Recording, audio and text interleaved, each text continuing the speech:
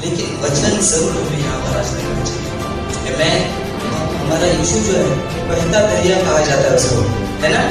आपने सुना ये बात? हमारा यीशु क्या है? बहता दरिया। वो झरना जो होता है ना, ऊपर से पानी गिरता है। अगर वचन अंदर तक नहीं जाएगा तो कुछ भी फायदा नहीं है। यहाँ पे ये परमेश्वर का वचन है और ये बहुत जरूरी है। परमेश्वर का वचन क्या है? बीज। आप और हम क्या है? मिट्टी से बने हुए हैं, इसलिए परमेश्वर का वचन हमारे हृदय में आना चाहिए। और जब आना चाहिए बोला तो उसके लिए बहुत जरूरी बात है, वो फलदायी होना भी चाहिए। ये बच्चे ही हैं जो कमजोर शरीर में मरे हुए को जिंदा करता है। मत्ती का 24 अध्याय का 35 वचन कहता है, आकाश और पृथ्वी टल जाएगी लेकिन परमेश्वर का वचन कभी भी नहीं टलेगा। हालेलुया।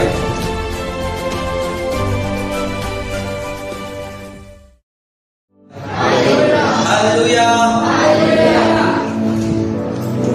रविंद्र दादा ने अभी कहा कि गोली जो है वो शायद कुछ लोगों को घायल कर रही है और बहुत गहरा जख्म किया है।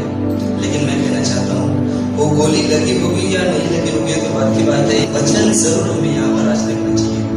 मैं आपको पता है जब हमारा यीशु जो है बहता दरिया कहा जाता है उसको, है ना? आपने सुना ये बात? हमारा यीशु क्या है? बहता दरिया। वो झरना जो होता है ना, ऊपर से पानी गिरता है। समझो एक डब्बा है और वो झरने के नीचे रखा है। उसका ढक्कन अगर बंद है तो सालों तक भी उसका वो भरेगा क्या? अब मुझे बताइए, भरेगा क्या वो? बिल्कुल नहीं भरेगा। वैसे अगर हम परमेश्वर के सानिध्य में उपस्थिति में आए हैं और हमारे मनों को अगर हमने खोला नहीं है, वचनों को अंदर जाने नहीं दिया, जैसे प्रवीण दादा गोली के बारे में, लेकिन मैं बता रहा हूँ वचन के बारे में। अगर वचन अंदर तक नहीं जाएगा तो कुछ भी फायदा नहीं। यहाँ पे एक दिन का आना और ये सब सहभागिता करना, संगति करना, ये परमेश्वर का वचन है और ये बहुत जरूरी है। बहुत सी अच्छी अच्छी बातें इस समय हम लोग देखेंगे, ठीक है? तो आप जानते हैं प्रियो, परमेश्वर का वचन लूका इसका 8 अध्याय का 11 वचन कहता है कि परमेश्वर का वचन क्या है? बीज है। परमेश्वर का वचन क्या है? बीज है। और ये जो बीज है केवल जमीन में ही बोया जाता है। आप और हम मिट्टी है। हालेलुया। आप और हम क्या है? मिट्टी से बने हुए हैं, इसलिए परमेश्वर का वचन हमारे हृदय में आना चाहिए। और जब आना चाहिए बोला हूं तो उसके लिए बहुत जरूरी बात है, वो फलदायी होना भी चाहिए। Amen. Hallelujah. The importance of the word of God, इस सब्जेक्ट पर हम और अधिक चर्चा करेंगे। आपको पता है भजन संहिता 138 का दूसरा वचन पास्टर जय किलोने भी काफी अच्छी तरह से एक्सप्लेन किया है। भाई गुलशन भाई ने काफी अच्छी तरह से एक्सप्लेन किया है। आपको पता है वो वचन क्या कहता है? अगर देखिए जो बपतिस्मा दाता जो यूहन्ना था, है ना, जॉन था, वो क्या कहता था प्रभु के बारे में, प्रभु यीशु मसीह के बारे में? मैं कुछ भी नहीं हूँ, मेरे बाद जो आने वाला है वो क्या है? हाँ, हालेलुया। तो इसका मतलब यूहन्ना ने अपने से ज्यादा क्या किया? यीशु मसीह की महिमा की। वैसे परमेश्वर बता रहे हैं कि वचन का महत्व कितना है। मेरे लिए कृपया कोई तो पढ़िए यिर्मयाह की पुस्तक इसका 15 अध्याय का 16 वचन। जब तेरे वचन मेरे पास, बात कैसे ध्यान से, बहुत बड़ी ध्यान से सुनिए दियो। हाँ, फिर से दीदी, फिर से हाँ। जब तेरे वचन मेरे पास पहुंचे तब मैंने उन्हें मानो खा लिया। हाँ, तब मानो मैंने क्या किया उसे? बहुत जरूरी बात है। हमारे गुलशन भैया बता रहे थे वचन क्या है? खाने वाली चीज है ना? बस जय ने भी बहुत सारी बातें इसके बारे में बताई। वचन क्या करना है? हमें खाना है। उससे पहले क्या है? वचन मेरे पास आया। मराठीमध्ये असं म्हटले, तुझी वचने मला प्राप्त झाली, है ना? परमेश्वर का वचन अगर मुझे मेरे पास आया है तो क्या किया उसने? क्या किया? यिर्मयाह ने क्या किया? उसे खा लिया, ऐसा कह रहा है। आपको पता है यिर्मयाह के बारे में? यिर्मयाह एक ऐसा भविष्यद्वक्ता था, एक ऐसा सेवक था, परमेश्वर ने उसको शादी ना करे ऐसा उसको आज्ञा किया था। यिर्मयाह का 16 अध्याय का पहला वचन कहता है परमेश्वर ने उसको समझाया था कि शादी नहीं करना। और 13 अध्याय का 17 वचन, यिर्मयाह का 13 अध्याय का 17 वचन कहता है कि उसको वो रोने वाला संदेशा था। उसके यिर्मयाह की पुस्तक में यिर्मयाह के बारे में बताया जाता है कि वो रोने वाला संदेशा था, तो रडनारा अशा प्रकारचा एक संदेशा होता। वो हमेशा रोता था क्योंकि लोग उसकी बात नहीं सुनते थे। इसलिए परमेश्वर ने क्यों खड़ा किया था उसको? यहूदी लोगों को मन फिराव के लिए, उनको परमेश्वर के बारे में बताने के लिए, लेकिन वो लोग नहीं मानते थे, परमेश्वर को नहीं सुनते थे। और सबसे बड़ी जरूरी बात कि यिर्मयाह की बातों को अनसुना करते थे। उसे काफी बार मारा गया, जेल में डाला गया और अपमानित किया गया, बहुत सारी ये बातें हुई। तब ये क्या बोलता है, जब वो दुख में था, पीड़ा में था, उस समय ये बातें वो कह रहा है। क्या बोलता है? परमेश्वर का वचन मुझे प्राप्त हुआ, मेरे पास आया और मैंने क्या किया? उसे खा लिया। आगे बढ़िए सिस्टर। हाँ, तेरे वचन मेरे मन के हर्ष और आनंद का कारण बना। अब ये बात मैं आपको पूछना चाहता हूँ प्रियो, ये जो परमेश्वर का वचन जब हमारे पास आया तो क्या हमने उसे प्राप्त किया है? काय आम्ही त्याला स्वीकारले? आम्हाला ती जर प्राप्त झाली, काय गरज आम्ही त्याला हृदयामध्ये घेतली? क्या सब कुछ हमने उसे अपने हृदय में लिया है? अगर लिया है तो यिर्मयाह कहता है मेरे लिए वो हर्ष और आनंद है। क्या आपके लिए हर्ष और आनंद है? हालेलुया। मैं काफी सारे मसीह भाई बहनों को मैं देखता हूँ, पता है वो मसीह में आने के बाद भी, शायद कुछ भाई एक बात बता रहे थे इसके बारे में, जो मरा हुआ लाजर है, यीशु मसीह ने प्रार्थना किया और कुछ भाई बता रहे थे कि वो क्या हुआ? मुर्दा 4 दिनों का मुर्दा क्या हुआ? जी उठा। लेकिन वहां पे बहुत यूनिक बात है, शायद आपने वो नोटिस की नहीं होगी। पता है वो बाहर तो आया लेकिन बंधा हुआ था। हालेलुया। वो बाहर तो आया लेकिन क्या था? बंधा हुआ था। बहुत से ऐसे हमारे मसीह भाई बहन हैं जो मसीह में आते तो है लेकिन आध्यात्मिक रीति, अपनी रीति से क्या होते हैं? बंधे हुए होते हैं। जब उनको कहा जाता है हालेलुया बोलो तो नहीं बोला जाता है, जबान ही नहीं खुलती या फिर मुंह से शब्द ही नहीं निकलते हैं। परमेश्वर की महिमा करो तो वो करने के लिए बहुत दिक्कत होता है, बहुत प्रॉब्लम होता है, वो कर ही नहीं पाते क्योंकि वो बंधी हुई जो अवस्था है ना, वो वैसे ही उनके जीवन में रहती है और वो सालों तक रहती है। Hallelujah, hallelujah. आगे क्या बताया उसके बारे में कि जब वो मुझे प्राप्त हुए तो मेरे लिए क्या हुए? वो आनंद और हर्ष और आनंद के ऐसे वो हो गए। तो प्रियो हमारे लिए ये वचन आनंद और हर्ष के हुए क्या? हमें चेक करना और खुद को क्या बोलते हैं स्वतःची पडताळणी करना। गलातीकराच्या पत्रात 13:5 वचनात पौल म्हणतो की मी देवामध्ये ख्रिस्तामध्ये चालत आहे काय, मला स्वतःची प्रचिती करणं फार गरजेचं आहे। मुझे खुद को चेक करना बहुत जरूरी है क्योंकि मैं चल तो रहा हूँ लेकिन सचमुच मैं ट्रैक पे हूँ या ट्रैक से नीचे चल रहा हूँ। ये बात बहुत जरूरी होती है। यशायाह को ये वचन प्राप्त हुआ। ऐसे कुछ सेवकों के बारे में हम देखेंगे जिनको वचन प्राप्त हुआ। आपको पता है योना नबी के पास परमेश्वर का ये वचन जब पहुंचा तो परमेश्वर ने योना को क्या कहा था? जाओ उस निन्वे शहर को जाके मेरा नाम बता दे। आपको पता है उस परमेश्वर के वचन का महत्व उसे नहीं था, उसकी गंभीरता उसे नहीं पता थी, इसलिए वो शांति से जाकर तार्शीश जाने वाले जहाज में शांति से सो गया। मैं कहना चाहता हूँ मेरे प्रियो, अगर सचमुच हमारे हृदय में परमेश्वर का वचन है तो हम कभी भी शांति से सो नहीं सकते। क्यों? क्योंकि हमें परमेश्वर ने जाने के लिए अगर बुलाया है। मैं एक भाई का प्रचार सुन रहा था, वो भाई बता रहे थे अगर सचमुच परमेश्वर का वचन हमारे हृदय में है, हमारे हृदय में है, तो अगर हम किसी को सुसमाचार बांटते हैं ना तो हम हमारे अंदर सामर्थ्य को महसूस करते हैं। हालेलुया। ये बात कितने जनों ने महसूस की है या फिर प्रैक्टिकली अनुभव किया इसका? प्रेज गॉड, प्रभु की महिमा। जब मैं सुसमाचार सुनाता हूँ ना तो बताया आपको अंदर हम सामर्थ्य को महसूस करते हैं। हालेलुया। क्योंकि परमेश्वर ने जब हमें दिया है, जब हम किसी और को देते हैं तो जब वचन कहता है जब हम देंगे तो हमें और दिया जाएगा। हालेलुया। जब हम देते हैं तो परमेश्वर हमें और देते हैं। तो योना के पास तो पहुंचा लेकिन योना ने उसे गंभीरता से नहीं लिया। वो चाहता था कि निन्वे शहर का क्या हो? नाश हो जाए। मैं नहीं चाहता कि वहां के लोगों को पश्चाताप करना चाहिए और परमेश्वर तो दयालु है, वो उनको बचाएगा, तो ये सब मैं नहीं चाहता। इसलिए परमेश्वर तू उन लोगों को नष्ट कर दे, ये मैं चाहता हूँ। हालेलुया। आगे और एक है जिसके पास परमेश्वर का वचन पहुंचा। आपको पता है प्रियो, जब लूका इसके 7वें अध्याय के 7वें वचन में एक शताधिपति का एक दृष्टांत है। सुबेदार, हाँ हिंदी में सुबेदार का है, मराठी में शताधिपति म्हटले, ठीक है। तो जब इसके पास जब यीशु मसीह जा रहे थे उसके दास को चंगा करने के लिए, तो 7वें अध्याय का 7वां वचन से पढ़िए। इस कारण मैंने अपने आप को इस योग्य भी नहीं समझा कि तू मेरे पास आए। आगे बस वचन ही बोल दे तो मेरा सेवक क्या हो जाएगा। वो सुबेदार उस वचन की सामर्थ्य को जानता था। Praise the Lord, hallelujah.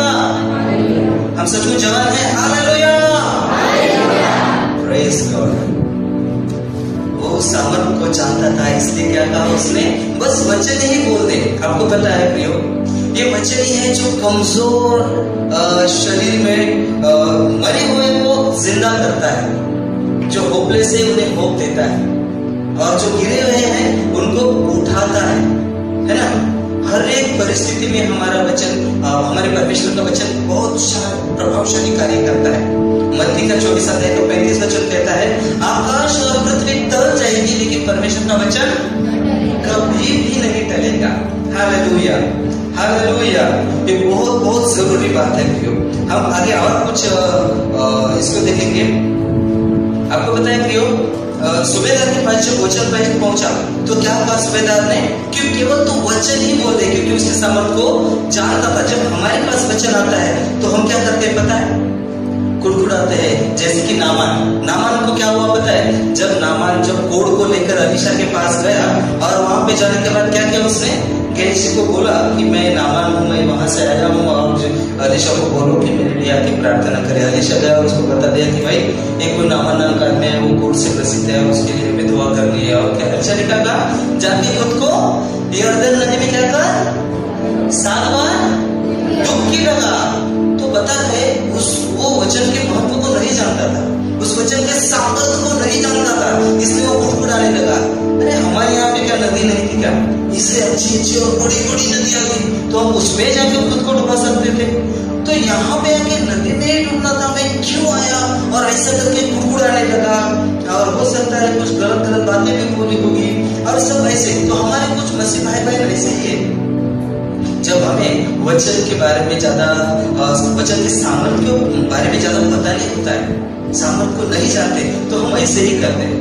जब हमारे लिए प्रार्थना की जाती है, अभी मुझे लगता है कि कोई तो एक जन अभी बोल रहे थे कि जादू की छड़ी जैसा प्रार्थना का उत्तर नहीं मिलता है। ऐसा पास्टर जैकी बोल रहे थे कि जादू की छड़ी जैसे प्रेयर का उत्तर नहीं मिलता। उन्होंने काफी सालों तक उनकी चढ़ाई के लिए प्रेयर नहीं किया, लेकिन फिर भी वो परमेश्वर की महिमा करते हैं। वैसे हमारे जीवन में होना चाहिए प्रियो। जैसे मैंने बोला, वो झरने के नीचे हम सालों साल तक बैठे रहे और हम अपने अंदर ही वचन को नहीं आने देंगे, तो पता है प्रियो क्या होगा, कुछ भी फायदा नहीं होगा झरने के पास बैठ के। जैसे मुझे याद है शास्त्री जी बहुत सुंदर बात बताते हैं। वो कहते हैं अगर एक उदाहरण दे रहे थे, वो इतने पानी के अंदर एक आदमी खड़ा है और वो फिर भी प्यासा है, ऐसी दशा है एक आदमी की। कुछ लोगों की ऐसी दशा होती है। Hallelujah, hallelujah. आप समझ रहे मैं क्या कह रहा हूँ। याकूब की पत्री 1 अध्याय 22 वचन कहता है, जैसे अभी प्रवीण दादा ने बताया, क्या बोला कि वचन की केवळ सुनने वाले ना हो। मराठीमध्ये असं म्हटलंय की परमेश्वराचे वचन केवळ ऐकणारे असू नका, तर त्याला कृतीमध्ये आणणारे किंवा त्यानुसार चालणारे व्हा। तुम्हाला माहिती आहे, तुम्ही एखादं खेळणं बघितलं असेल बघा, है ना, तुमने वो खिलौना देखा होगा आप लोगों ने। और एक खिलौना होता है जो उसको चाबी देने के बाद ना ऐसा बचता है, और जितनी ज्यादा उसको हम चाबी देंगे ना उतना ज्यादा वो ऐसे जोर जोर से पानी भर जाते हैं। जब चाबी देते हैं उसको तो फिर जब ज्यादा चाबी देते हैं जोर जोर से बचता है, धीरे धीरे धीरे धीरे क्या होता है, उसका बैटरी या फिर उसका चाबी खत्म होता है, फिर एक टाइम पे बंद हो जाता है। काफी बार हमारा मसीह जीवन ऐसे होता है, जब कोई प्रचार सुनते हैं या फिर नई वर्षिप टीम के गाने सुने या फिर जो भी ऐसी बातें जब हम सुनते ना, या फिर ऐसे युद्ध कैंप में आते हैं ना, तो बहुत समर से भरते हैं और वो खिलौने की तरह मेरे जोरदार ताली बजती है हमारी। Yes praise Lord hallelujah. मैं तो रोज भी उठ के प्रार्थना करूंगा, है ना, प्रार्थना करूंगा, मैं सुसमाचार सुनाऊंगा, मैं ये करूंगा वो करूंगा। बहुत ही सारे प्लान होते हैं। दूसरे दिन प्लान बस आधे हो जाते हैं, तीसरे दिन प्लान इतने रहते हैं और लास्ट दिन क्या होता है, एक हफ्ते के अंदर ही क्या होते हैं, पूरे प्लान फ्लॉप हो जाते हैं। वैसे हमारा मसीह जीवन है। जब हम देखते हैं ना कि हम कुछ अच्छा, है ना, प्रचार सुनते हैं, वहां क्या सामर्थ से भरा प्रचार था, और कुछ ही दिनों में उसको भूल जाते हैं। Hallelujah hallelujah. बहुत जरूरी बात है प्रियो। मेरे लिए आगे वचन कृपया कोई तो पढ़िए। वचन संहिता 119 का 9 वचन। हाँ, कौन पढ़ रहा है? तो पढ़िए। हाँ, जवान अपनी चाल को किस उपाय से शुद्ध रखे। हाँ हाँ, एक भाषांतरामध्ये असं म्हटलंय की तरुणांनी आपलं जे वर्तन क्रम, म्हणजे मराठीमध्ये असं म्हटलंय की तरुणांनी आपलं वर्तन क्रम कशाने शुद्ध राखेल? त्याच्या पवित्र वचनावर चालण्याने, त्याच्या वचनाचं आचरण केल्यामुळे। Hallelujah hallelujah. पुन्हा 11 वचन वाचा बरं, 11 वचन पढ़िए भैया। हाँ, क्या क्या सब मेरे भाई के पीछे सब बोल सकते हैं क्या? बोलिए। हाँ पढ़िए। मैंने तेरे वचन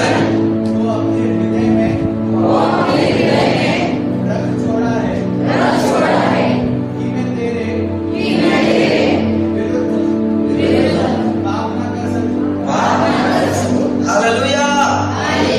ये बहुत बात जरूरी है मेरे प्रियो। जब हमने वचन को हमारे हृदय में रखा है तो हम पाप नहीं कर सकते। हालेलुया। अगर वचन नहीं है तो हम पाप जरूर करेंगे। तो हमें देखना जरूरी है, चेक करना जरूरी है कि मेरे हृदय में क्या है। हमारी जो कृति है ना, उससे सब समझ में आता है कि हम क्या कर रहे हैं, क्या नहीं कर रहे हैं, हमें क्या करना चाहिए और क्या नहीं करना चाहिए, सब कुछ पता है। आपको पता है एक अनुवादाचं पुस्तकाचा 3रा अध्याय आणि 19व्या वचनात असं वचन सांगतं की पहा, जीवन आणि मरण, आशीर्वाद आणि श्राप तुमच्या समोर ठेवला आहे, काय निवडून घ्यायचं हे तुमच्या हातामध्ये आहे। हमें डिसाइड करना है क्या करना है। जीवन और मृत्यु, आशीष और श्राप, ये सब तुम्हारे सामने रखा हुआ है, तो क्या करना है हमें डिसाइड करना है। हालेलुया। हमारे हृदय में क्या कहता है वचन? भाई ने क्या पढ़ा कि मेरे हृदय में परमेश्वर के वचन को मैंने रख छोड़ा है। क्यों? क्योंकि मैं उसके विरुद्ध पाप ना करूं। बहुत जरूरी बात है मेरे प्रियो। अगर हमारे हृदय में परमेश्वर का जीवित वचन है तो हमें वो गाइड करेगा, हमें बताएगा हमें क्या करना है, कौन सी गलत चीज हम कर रहे हैं। काफी बार ऐसा होता है। मैंने एक उदाहरण को सुना। एक बार एक भाई था, वो बस से जा रहा था। वो शायद इससे रिलेटेड नहीं है लेकिन बहुत जरूरी है। जो परमेश्वर हमें मार्गदर्शन करता है या फिर हमें गाइड करता है, उसके अनुसार जब हम चलते हैं ना, तो परमेश्वर कितने महान काम करता है, ये मुझे आपको बताना है। तो एक भाई था, उस समाचार प्रचारक था और वो बस से जा रहा था। तो बस से जाने के समय उसको याद आया कि उसका घर काफी दूर था बस स्टॉप से। तो जब बस स्टॉप पे आया, तो जब वहां पर आया तो उसने क्या किया, अपने जेब को देखा, अरे यार अभी तो बस आने का समय हो गया, लेकिन उसके पास तो पैसे नहीं, क्योंकि वो पर्स घर में भूल गया। और अंदर से आवाज आ रही थी, तू चल मैं तेरे साथ। और वो डर रहा था, प्रभु मैं कैसे जाऊं, मेरे पास तो पैसे नहीं है, और टिकट का कम से कम अभी मुझे 20 रुपए तो चाहिए। तो उसके पास 1 रुपया भी नहीं था। तो क्या करूं प्रभु? और अंदर से आवाज आ रही है, तू चल तो सही मैं तेरे साथ। और वो बोल रहा है, डर रहा है अंदर से कि कैसे हो सकता है यार, मैं नहीं जा सकता। क्योंकि वो जब टिकट मास्टर मेरे पास आएगा, बोलेगा टिकट तो मैं क्या बोलूंगा उसको, मेरे पास पैसा नहीं है। तो बोलेगा क्या करता है तू? मैं बहुत प्यार से या फिर बहुत क्या बोलते अभिमानाने मी म्हणेल काय की मी त्या सर्वसमर्थ देवाचा सेवक है। अरे अगर तू परमेश्वर का दास है तो तेरे पास पैसे नहीं है, तो कितना अपमान होगा प्रभु। मेरा तो होगा लेकिन प्रभु आपके काम को भला बुरा कहेगा। तो क्या करूं प्रभु? तो प्रभु बोल रहे हैं, तू चल तो से मेरे साथ। आपको पता है प्रिय, वो बस के अंदर तो चढ़ गया, जाके एक सीट पे जाके बैठ तो गया। और धीरे धीरे जैसे वो गाड़ी चलने लगी, अंदर पूरा क्या बोलते हैं भूकंप होने लगा कि अब क्या होगा, अब क्या होगा। और जैसे टीटी मास्टर उठा, धीरे धीरे उसके पास आने लगा और डरने लगा, प्रभु मुझे बचा ले, मुझे अपमान मत कर, मुझे मेरा अपमान ना हो, मैं में इंसर्ट ना हो। रोम का पुस्तक है ना, रोम का रसपत्र 10 अध्यायचा 11वां वचन सांगतं, रोम 10-11 वचन कहता है कि वो हमें लज्जित नहीं होने देगा। तो जब वो बैठा था सीट पे तो वो टीटी मास्टर आसपास आ रहा था, अंदर तो पूरा भूकंप हो गया, वो डर रहा है क्या होगा। और उतने में एक बाजू में भाई ने पूछा, जो बाजू में बगल में बैठा था उसने पूछा क्या हो भाई, बोला कुछ नहीं, आप कौन है? तो उसने बोला कि मैं एक सुसमाचार प्रचारक हूँ। तो कहाँ जा रहे हैं? मुझे एक जगह प्रेयर के लिए जाना है। अच्छा ठीक है। तो उनके पास इतनी सी थोड़ी बहुत बात हुई और बताया ये जो बस का है पीछे वाला भाग था और वो जो भाई ये विंडो सीट पे बैठा था और बगल में दूसरा एक भाई बैठा था। तो हुआ ऐसा कि जब वो टीटी मास्टर पास आ रहा था, जैसे मैंने बोला पूरा अंदर भूकंप पूरा था, डर रहा था, घबरा रहा था क्या होगा। वो जैसे पास आ रहा है और डर रहा था, जैसे पास आ रहा है और डर रहा था। और जब आया और इसको बोला कि भाई टिकट, जब पता है वो जब उसको टिकट बोला तो एक काफी डर गया क्या होगा। और पता है प्रार्थना करते करते उसने अपने जेब में हाथ डाला, जेब में तो कुछ है ही नहीं, जेब में हाथ डाला और उतने में वो बाजू बगल वाला भाई बोला, अरे भाई अब रहने दो, आपका टिकट मैं निकालता हूँ, मैंने आपका टिकट का पैसा ऑलरेडी उसको दे दिया है। Hallelujah hallelujah. जब हम हमारे हृदय में उसके वचन को रखते हैं ना, तो हमें कभी भी वो क्या बोलते हैं खाली बहाने वेड़ी होते हैं, वो हमें अपमानित नहीं करता है, होने ही नहीं देता, क्योंकि वो हमें अपने बच्चे मानता है। Praise the Lord, praise the Lord, hallelujah. अजून एक वचन वाचूया, भजन संहिता 119 का 162 वचन। जैसे कोई बड़ी लूट पाकर हर्षित होता है, जब जैसे कोई बड़ी सी लूट या फिर इतना सारा पैसा पाकर आनंदित होता है, वैसे ही मैं तेरे वचन के कारण हर्षित हूँ। हाँ, वैसे ही मैं तेरे वचन के कारण क्या हूँ? हर्षित हूँ। मुझे वैसा आनंद हुआ है जैसा कुछ लोगों को बड़ी सी लूट या फिर इतना सारा चोर लोग, मैं कैसे चोर को जानता हूँ, जो मेरे गाँव में था एक चोर, तो वो चोरी करता था और गाँव में आके मजे करता था। एक बार उसने ऐसे ही बहुत बड़ी चोरी की और गाँव में आया, तो तब मैंने पता है मतलब उसके अंदर ऐसा मतलब कुछ बातें देखी जो जिंदगी में मतलब काफी साल उसके साथ में मेरे घर के बगल में रहता था। तो इतना बड़ा दिखदार मैंने उसको नहीं देखा, वो इतना खुश था वो देख, क्योंकि उसने बड़ा सा हाथ मारा था, बड़ा हाथ मारा और काफी सारे उसके पास गहने थे और पैसे थे और फिर यहाँ पे अंगूठी पहन कर आया था और इतने मतलब जो भी उसके मिलता था, ये ले 100, ये ले 50, ये ले 500, ये ले 1000, ऐसे सबको बांट रहा था। इतना खुश था, बहुत खुश था। तो मुझे ये जो वचन पढ़ा था तो मुझे याद आ रही थी उसको कि अरे यार उसको इतना पैसा मिला, इतना खुश था। लेकिन मैं आपको बताऊँ प्रियो, जब मेरा उद्धार हुआ, जब मुझे मसीह मिल गया या फिर जब मैंने मसीह को जाना, मेरे अंदर उससे कई गुना ज्यादा खुशी थी। Hallelujah hallelujah. तो जब मुझे पूछने लगा अरे क्या बात है, तू ये क्या है, तो मैंने बोला कि भाई तू तेरे पास जो है ना उसे कई ज्यादा मूल्यवान मेरे पास है। हालेलुया। वो मेरा जीवित परमेश्वर है। ये मैं, आपको पता है ये जो वचन है हमारे जीवनों को भी बदल देता है। आपको पता है प्रेरितों के काम के 7वें अध्याय के 58 वचन में ऐसा कहा गया है कि पौलुस एक क्या था, मर्डर करने वाला, उसने स्टेफन का मर्डर किया था, उसने सम्मति दी थी, वो कपड़े संभाल रहा था वहां पर। वो वचन आप पढ़ोगे तो आपको क्लियर हो जाएगा। वो एक निंदक था, वो निंदा करने वाला था, मसीह लोगों को सताने वाला व्यक्ति था। लेकिन जब उसको परमेश्वर का वचन मिला तो पूरी तरह से परिवर्तित हो गया और एक महान प्रेरित बन गया। हालेलुया। ये है हमारे परमेश्वर का सामर्थ्य वचन। Hallelujah hallelujah. आपको पता है लूका इसके 19 अध्याय के 1 से लेकर 10 तक स्टोरी है, जक्कई के बारे में बताते हैं वचन। वहां पे क्या लिखा है, जक्कई एक लूटने वाला, लुबाड़ने वाला, क्या बोलते हैं, लोगों को फंसाने वाला और लोगों से पैसा छीनने वाला ऐसा व्यक्ति था। जब लेकिन उसके पास परमेश्वर का वचन जब पहुंचा तो दान शूर बन गया। अपना जो आधा संपत्ति था वो गरीबों को बांट दिया, जिसका छीन कर लिया था उसको 4 गुना लौटाया, ऐसा वचन कहता है। हालेलुया। अभी हम ये पहला मुद्दा देखा importance the word of God, ये जो फर्स्ट मेरा मुद्दा था। अभी दूसरा जो है, तो ये जो वचन हमने सुना, तो ये वचन के प्रति मेरी क्या क्या जिम्मेदारी है, इस पे हम 10 मिनट देखेंगे और फिर मैं खत्म करूंगा। आपको पता है जब हम मसीह में आते हैं तो लोग मसीह को तो नहीं देखते लेकिन हमें देखते हैं। हालेलुया। लोग मसीह को देखते हैं क्या? नहीं, यीशु को नहीं देखते, वो हमें देखते हैं। हमारा आचरण, काफी ऐसे लोगों की गवाही है, उनके स्वभाव को देखकर लोगों ने मसीह को ग्रहण किया। हालेलुया। बहुत से हमारी जो प्रभु में आने के बाद हमारी जो चाल है या फिर हमारा जो स्वभाव है, हमारी दिनचर्या या फिर जो भी हमारे जीवन का रहस्य है या फिर जो भी हमारा बोलना है, वो सब खराई से होना चाहिए। क्या होना चाहिए? खराई से होना चाहिए। मैं एक भाई की गवाही सुन रहा था, उसने कहा कि जब मैं नया मसीह में आया तो जब मैं मसीह में चर्च में जाता हूँ तो वहाँ पे ना काफी सारे लोग रो रो के प्रार्थना करते थे। तो क्या करना पता है? सब देख रहे हैं, हालेलुया, सब बोले हालेलुया। जो वो चर्च में जाता था ना तो काफी सारे बहनों को, भाइयों को रोते प्रार्थना करते देखता था। वो क्या करता पता है? ऐसा ऐसा ऐसे करता था, ऐसे कुछ प्रार्थना करता था। और मतलब ऐसे पता था कि बहुत से जवान ऐसे होते हैं चर्च में आने के बाद उनके जैसा धार्मिक कोई नहीं होता, लेकिन चर्च से बाहर जब उनके जैसा बदमाश कोई नहीं होता। Hallelujah, hallelujah. तो हमें किसी को दिखाने के लिए मसीह जीवन नहीं जीना है, हमें खराई से उस जीवते परमेश्वर को, जिसका सीसीटीवी कैमरा हमेशा 24 घंटे हमारे पास ऐसे ही रहता है। हम सोएंगे ना ब्लैकेट के नीचे, तभी हम बात कैसे और ध्यानपूर्वक देखता रहता है। हमारी जो चाल है वो नम्रता से होनी चाहिए। एक उदाहरण देना चाहता हूँ।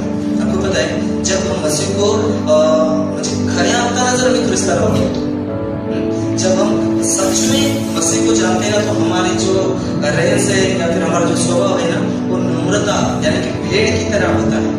हालेलुया। तो बकरी की तरह नहीं बोल रहा हूँ मैं, किसकी तरह? भेड़ की तरह। अभी भेड़ और बकरियों में कुछ फर्क मैं आपको बताना चाहता हूँ। भेड़ और बकरी में पता है परमेश्वर ने भी कहा कि मैं क्या हूँ? चरवाहा। हाँ, मराठीमध्ये काय म्हटले? मीच खरा मेंढपाळ आहे। ठीक है, आपण काय आहोत? मेंढरा आहोत। मेंढरा म्हणजे काय नेमकं? तो मेंढराचा जो स्वभाव है, कुछ भेड़ की जो कुछ विशेषता है, उसके बारे में 2-3 बातें मैं बताना चाहूंगा। आपको पता है भेड़ में और बकरी में फर्क क्या होता है? भेड़ के सींग नहीं होते और बकरियों के सींग होते हैं। और अक्सर हम बकरियों को झगड़ा करते देखते हैं, एक दूसरे को सींग मारते देखते हैं, लेकिन भेड़ को सींग नहीं होते। ये सबसे बड़ा एक फर्क है। हालेलुया। जो सच्चे मसीह होते हैं ना, सच्चे मसीह, सचमुच वाले मसीह, वो कभी भी झगड़ा करते नहीं बैठते। अगर कोई किसी को हमें बोल भी रहा है तो हमें चुपचाप सुनने के लिए हमारा मसीह में सिखाता है। हालेलुया। दूसरा फर्क क्या पता है आपको? अगर आपने देखा होगा काफी सारे मेरे भाई बहन गांव से आए हैं, तो आपको पता है भेड़ जो होती है ना, जो चरवाहा के पीछे चलती है। चरवाहा आगे आगे चलता है अपने ऐसा लाठी लेके, और भेड़ जो है ना पीछे मुड़ी डाल के सीधा उसके पीछे चलके उसको फॉलो करती है। हालेलुया। देखा है आपने? लेकिन बकरियां को पता है आपको क्या होता है? बकरियां आगे होती है और चरवाहा पीछे होता है। और एक बहुत जरूरी और बहुत महत्वपूर्ण बात पता है, और एक क्या है? जब बकरी साइड में जाती है ना तो उसको पत्थर मारना पड़ता है, सब साइड में आ जाओ।